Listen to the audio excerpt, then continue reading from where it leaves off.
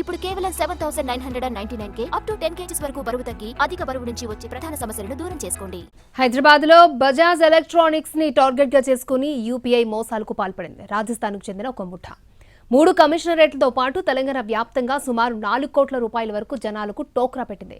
Bajaj electronics ఫిర్యాదుతో ప్రత్యేక team ఏర్పాటు చేసి దర్యాప్తు చేపట్టారు పోలీసులు. ఈ ముఠాకు చెందిన హైదరాబాద్ కి చెందిన 13 మందిని పట్టుకున్నట్లు తెలిపారు. అలాగే రాజస్థాన్ కు ప్రత్యేక టీంలను పంపిస్తున్నట్లు తెలిపారు. దీనికి సంబంధించి మరిన్ని వివరాలను మా ప్రతినిధి రాధాకృష్ణ అందిస్తారు. యూపీఐ ట్రాన్సాక్షన్లను బేస్గా చేసుకుని బజాజ్ ఫైనాన్స్ లో వరుస మోసాలకు పాల్పడుతున్న ముఠాను ఇటకెలకు సిసిఎస్ పోలీసులు పట్టుకోవడం జరిగింది. అసలు ఈ యూపీఐకి సంబంధించిన ట్రాన్సాక్షన్స్ ఏంటి, ఏ విధంగా వీళ్ళు మోసాలకు పాల్పడుతున్నారు, మనతో మాట్లాడడానికి సైబరాబాద్ డీసీపీ నరసింహతో పాటు టీం మొత్తం కూడా ఉన్నారు. ఎట్లా వీళ్ళు ఫ్రాడ్ చేస్తున్నారు, ఏ విధంగా ఇది ఈ రోజు మనకి ఈ ముఠా 13 మంది గ్యాంగ్స్ని అంటే డిఫరెంట్ కేసులలో ఇన్వాల్వ్ అయినటువంటి వ్యక్తులని ఒక 10 కేసులలో ఇన్వాల్వ్ అయినారు. ఒక 6 cases Cyberabad, 2 cases from Rachakonda, 1 case from Hyderabad and 1 case from Jadcherla.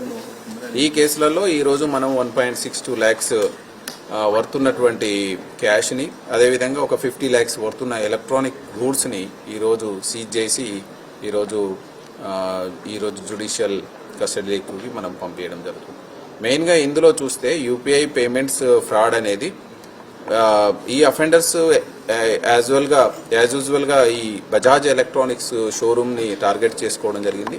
ఈ షోరూమ్లలో మెయిన్గా ఫస్ట్ ఒక టీం ఎంట్రీ అయ్యి విలువైన వస్తువులని పర్చేజ్ చేసుకొని దానికి సంబంధించినటువంటి పేమెంట్స్ని వీళ్ళు నేరుగా చెల్లించకుండా ఆ పేమెంట్ చెల్లించడానికి ఆ యూపీఐ స్కానర్ని ఫోటో తీసుకొని అవుట్ సైడ్ వీళ్ళకి సంబంధించిన వ్యక్తికి పంపేయడం జరుగుతుంది.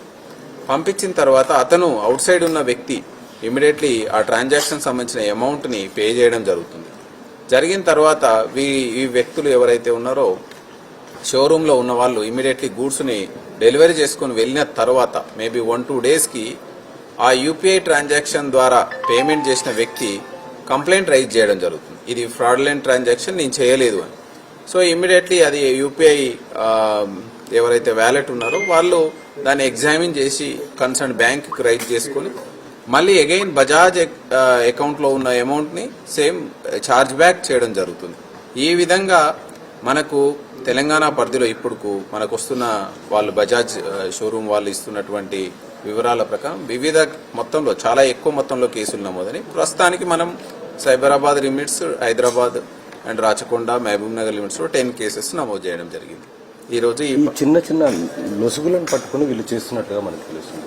ఈ ఎవరైతే యూపీఐ మెయింటైన్ చేస్తున్నారో వాళ్ళకి మీరు ఏమైనా ప్రత్యేకంగా లెటర్ రాసే అవకాశం ఉంటుందా? ఇలాంటి ఫ్రాడ్ జరుగుతుంది కాబట్టి అలర్ట్గా ఉండండి. దానికి సంబంధించి సీనియర్ ఆఫీసర్స్ తోటి డిస్కస్ చేస్తాం. చేసిన తర్వాత దెన్ ఫర్దర్గా అంటే ఇది యూపీఐ అనేది ఏంటంటే customers easy accessible, easy payment కోసం పెట్టినటువంటి ఫెసిలిటీ కాబట్టి దాన్ని ఎట్లా మిస్యూజ్ చేస్తారు అనేది ఖచ్చితంగా పేమెంట్ ఏజెన్సీస్కి, బ్యాంక్ ఏజెన్సీస్కి తీసుకెళ్లడం జరుగుతుంది. అలాగే ఇప్పుడు బజాజ్ ఒకటే మనకు తెలిసింది, ఇంకా చాలా వరకు షోరూమ్స్ ఉన్నాయి, వాళ్ళను కూడా ఫ్రాడ్ చేసే అవకాశం ఉంటుంది, భవిష్యత్తులో కూడా చేసే అవకాశం ఉంటుంది. వీటికి సంబంధించి మీరు ఎలాంటి సలహాలు సూచనలు చేస్తున్నారు డిపార్ట్మెంట్? మామూలుగా మనకు యూపీఐ పేమెంట్ చేసే వాళ్ళు ఇక్కడ నేటివ్స్ అయి ఉండి మనకు అందుబాటులో ఉండి వాళ్ళ ఇంకా ఏదైనా అడిషనల్ వివరాలు కావాలంటే తీసుకుంటే బెటర్, లైక్ ఆధార్ కార్డ్ అట్లాంటివి తీసుకొని కొనే వ్యక్తి మేబీ సేమ్ ఉన్నారా, యూపీఐ పేమెంట్ చేసే వాళ్ళు సేమ్ ఉన్నారో